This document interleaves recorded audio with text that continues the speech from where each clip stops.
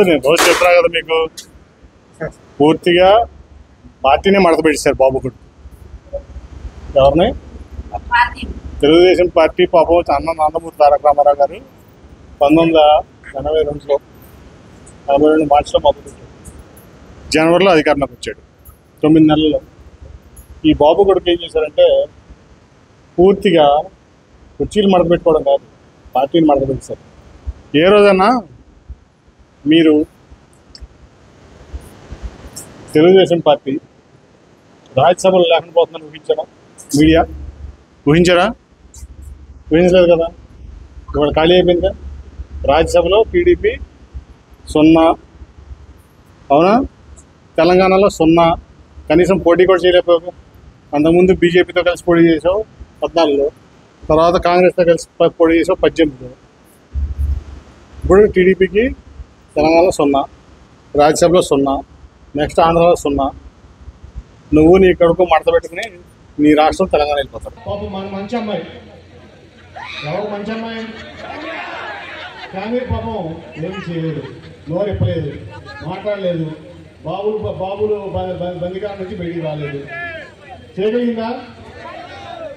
ఇప్పుడు ఇంకోటి తెలుసా, కంచించర్ల మరి మీ అందరికీ తెలుసో లేదో, కంచించర్లలో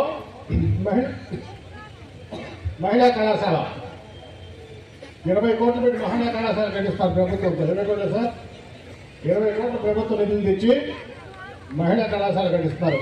ఎవరు కట్టిస్తున్నారు? జగన్సే కదా. మరి సమర్థులే కాదా? ఈ నియోజకవర్గానికి అవసరం ఉందా లేదా? మరి మంచి అమ్మాయి అవసరం ఉందా?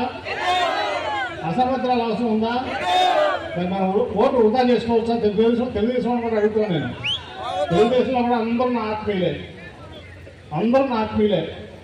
కానీ మీకు తెలుసు, గత 5 ఏళ్లలో కానీ, గత అంతకుముందు ఆవిడ ఎమ్మెల్యేగా ఉన్నప్పుడు కానీ, ఈ నియోజకవర్గానికి ఆవిడ చేసిన మంచి పని ఒకటి చూపించడం నేను మన తెలుగుదేశం అడుగుతున్నా. నేను ఇప్పుడు 9.5 ఏళ్ళు, దాదాపు 10 ఏళ్ళు 2 సార్లు ఎంపిక చేశా. ఒక్క మంచి పని గత 20 ఏళ్ళు.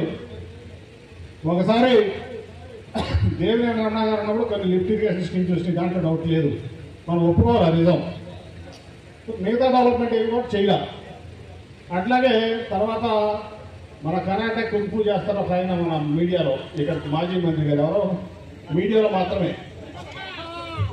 మాత్రమే. కానీ ఆ తర్వాత 99లో 2004లో ఆయన ఇక్కడ 99లో అనుకుంటా, 99లో గెలిచాడు నందిగామ జవనం. 2004లో గెలిచాడు, అవునా? మళ్ళీ ఇక్కడి నుంచి మైలవరం వెళ్ళాడు, మళ్ళీ మైలవరంలో 2014లో మంత్రి అయ్యాడు. ఒక్క పని చేశాడు అక్కడ, ఒక్క పని. పోలవరం కట్టారంటాడు, పట్టిసీమ కట్టారంటాడు, లక్షల కోట్ల రూపాయలు మరి డ్యాములు కట్టారంటాడు. కనీసం ఒక లిఫ్ట్ ఇరిగేషన్ స్కీమ్ ఒకటి తీసుకొచ్చాడు నందిగా మొత్తానికి. మరి తీసుకొచ్చారు కదా మన వనితా బ్రదర్స్. అది సమర్థత అంటే, అది మనకి కావాల్సినటువంటి నాయకత్వం అంటే. ఇవాళ కులాలు మత ముప్పాళ్ళ గ్రామ ప్రజలందరికీ కూడా నేను చెప్తున్నా, కులాలు చూడొద్దు, మతాలు చూడొద్దు, వర్గాలు చూడొద్దు, పార్టీలు చూడొద్దు. సమర్థవంతమైనటువంటి వ్యక్తులకి, ఈ గ్రామానికి కానీ, ఈ చంద్రపాడు మండలానికి కానీ, ఈ నందిగామ నియోజకవర్గానికి కానీ ఉపయోగపడేటువంటి వ్యక్తుల్ని మీరు ఎన్నుకోవాలని నా విజ్ఞప్తి అందరికీ కూడా. వైఎస్ఆర్సీపీ వాళ్ళకి చెప్తున్నా.